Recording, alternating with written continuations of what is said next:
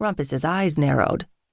Why do I feel like my brain is wrapped in cotton? I think we were drugged. Why? It probably has something to do with the dead guy in the other room. There's a dead guy? Rumpus jumped out of her arms and onto the floor. He padded into the next room. I don't see a dead guy.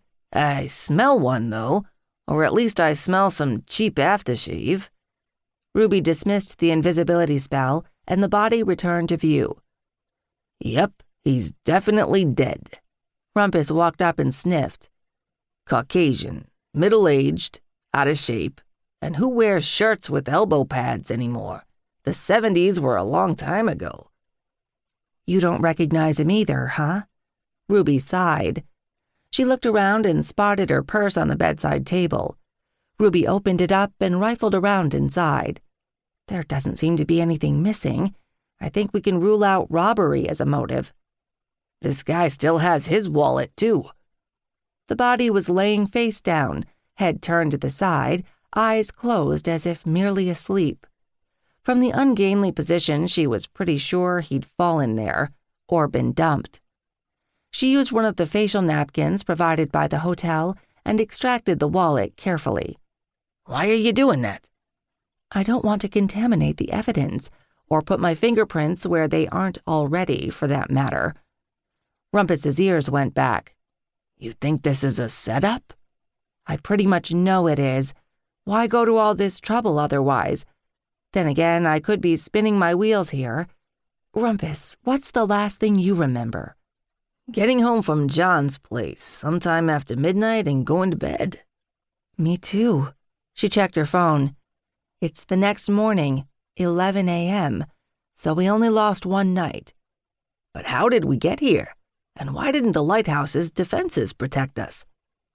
Ruby frowned, her brow furrowed in thought. I think that it only works on magical threats. If someone used mundane means, like, say, picking the lock. She shook her head, which proved to be a mistake as it throbbed incessantly. God, I'm just spinning my wheels here, Rumpus. We need to find out where we are. What about the dead guy? He have a name? Let me see.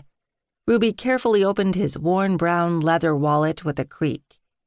Inside, she found several bank cards, a Social Security card, and a driver's license. Harry Johnson. Ring any bells? Harry Johnson sounds like an adult film star's name to me. Rumpus, none of your quips, please. I can't handle them right now. Does he ring a bell or not? No, can't say that he does. Ruby, what are we going to do? Should we call John? That sounded like a great idea on many levels. John was the chief of police of Fiddler's Cove, not to mention her boyfriend, also not to mention a merman, but that wasn't relevant to the situation. Ruby had no doubt that John would move heaven and earth to help her. And that was the problem. John wouldn't consider his own safety or that of his career.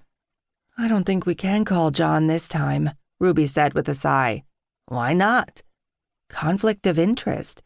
John would have to choose between helping me out or treating me like a suspect in Johnson's murder.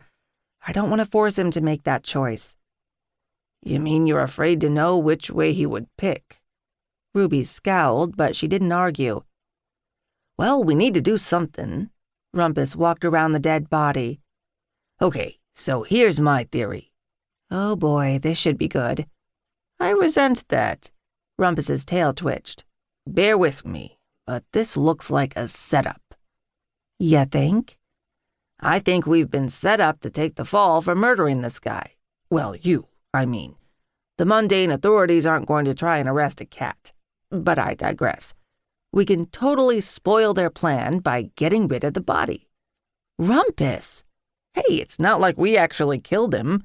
And you know what they say, no body, no crime. There are a lot of cases where people are convicted without a body, Rumpus. She stared at the body and sighed.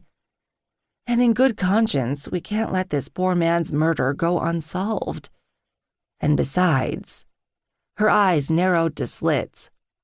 I want to find the piece of work that set us up and teach them the error of their ways. If we hide the body, we won't be able to solve the crime.